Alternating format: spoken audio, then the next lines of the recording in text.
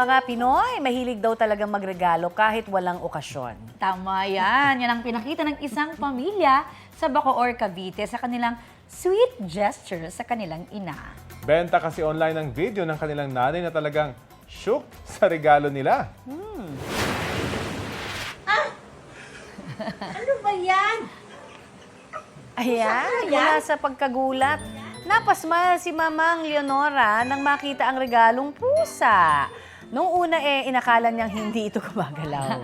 Pero nang hinawakan ay nalamang for real pala. Kahit nagtataka kung bakit siya binigyan ng pusa, for the lambing na si Mamang sa alagang si Feathers. Say naman ng anak niyang si Nell, matagal-tagal na kasing walang alaga ang ina, kaya binigyan nila ng pusa.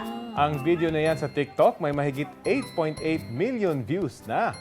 Certified Trending! Ay, ang cute. Nakakatuwa. Hinag niya na yung pusa. Oo, iba rin talaga yung meron kang inaalagaan na pet, no?